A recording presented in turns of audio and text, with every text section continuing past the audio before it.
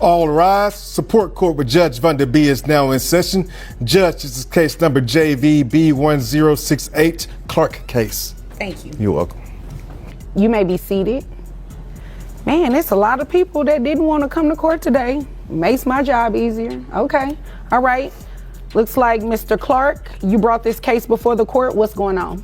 I'm married and not happy about my wife going out all the time. Girls' night seems like every other weekend. When we try to do something romantic, she's like, I prefer to go out with my girls, happy hour. So I'm suspecting she's cheating. Okay. So because she is with her girls and not spending as much time with you, you think she's cheating? Yeah, I text her while she's out, she don't respond. I ask her, send a picture where you are so I can see what's going on with the post on social media. I don't get any type of messages. So, I'm kind of insecure with why we're not having anything in our relationship happen. Welcome to Rise Story Hub in today's case. Buckle up. This one's intense. We've got a husband demanding spousal support from his wife, even though he's the one handing out $10,000 a week in allowance. Mr. Clark says he's lonely, suspicious, and done with the marriage. But Judge Vanda is about to remind him that court isn't therapy, and revenge doesn't pay. Does emotional neglect justify financial retaliation? Or is this just one man's desperate ploy to get attention? This isn't your typical courtroom showdown. Stay tuned because this one takes some sharp turns and ends with a warning every married couple needs to hear. Okay. You all still live in the same home? Yes, we do. Do you have any children? No. Okay. You see her every day? Yeah. Do you try to discuss it with her then? She don't want to hear it. She don't go in the kitchen to talk. That's where I expect her to be, where I can corner her, but she don't talk.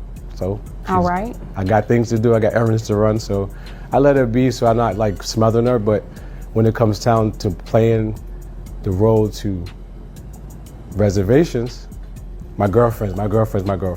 So. Okay. Have you ever confronted her about cheating on you? No. All right. It looks like you came because you're wanting to get some sort of spousal maintenance from her.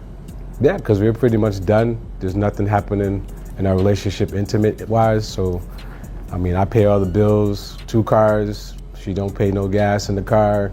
So, I need her to either get going or tell me what's really going on. All right.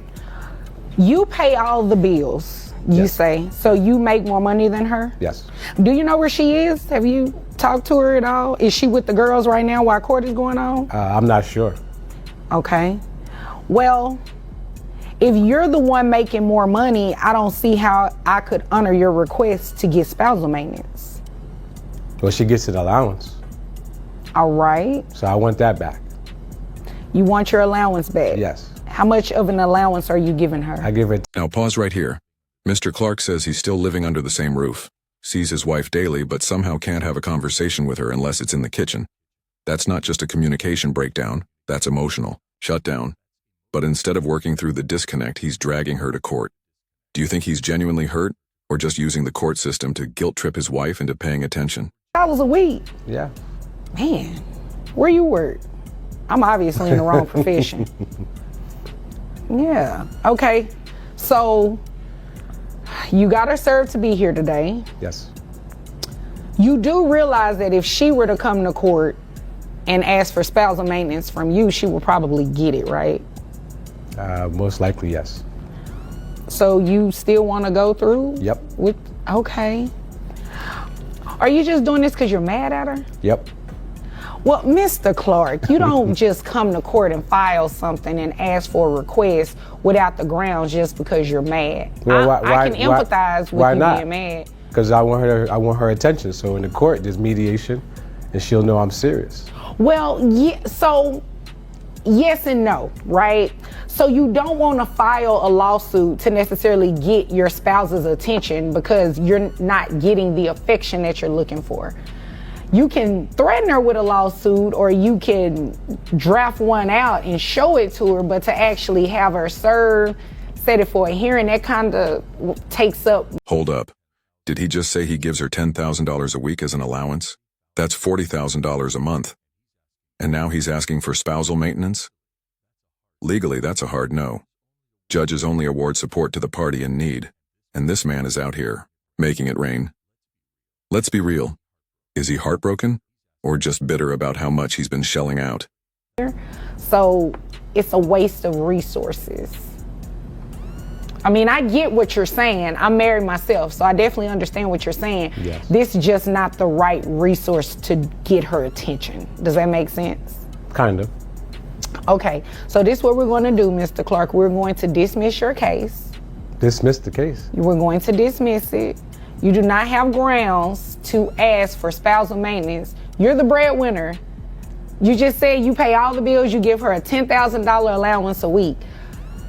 You don't qualify for spousal maintenance. You have to prove that you do not have the resources to meet your minimum needs. Okay. We both know that you do, just based off what you said you do. Right. So, yeah, I would have to dismiss your case. Yeah. Nothing else I can say then. No, but I thank you for coming to see me, right? Thank you. But I also recommend that the two of you seek some sort of counseling, marital counseling. Okay? Nah, we beyond marital counseling. Okay, well, if you decide to come to court and file for divorce, right? Yes. You can do that, but just not with the spousal maintenance part attached. I could foresee her saying she would like to have spousal maintenance. So, yeah. And this is where Judge Vonda B lays down the law. Court isn't a pawn in your emotional chess game. It's a serious system meant to resolve real legal disputes. Filing a case just to send a message? That's not how justice works. Should courts do more to penalize people for wasting time like this? Okay. All right. Is there anything further? Can I file for bankruptcy then? I cannot give you legal advice. Yes. I would just caution you with doing that if you really don't have a reason to file for bankruptcy.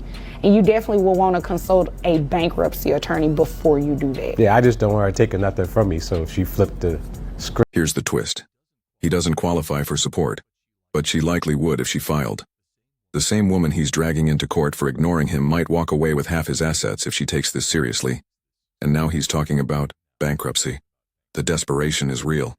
Would you risk losing everything just to make a point in a broken marriage? Hey, Mr. Clark, I'm not going to assist you committing fraud. If there is nothing else, you are dismissed. So here's the final judgment. Mr. Clark's case is dismissed. His emotional pain is real, but legally, he's on shaky ground. The court can't fix what a conversation, counseling, or closure should have handled. Judge Vonda sent a clear message. Don't weaponize the legal system when what you really need is healing. If this case hit you as hard as it hit us, drop a comment below. Was the judge too harsh? Would you stay in a marriage this disconnected? And don't forget, smash that like button, hit subscribe, and stay locked in for more jaw-dropping drama on Rise Story Hub.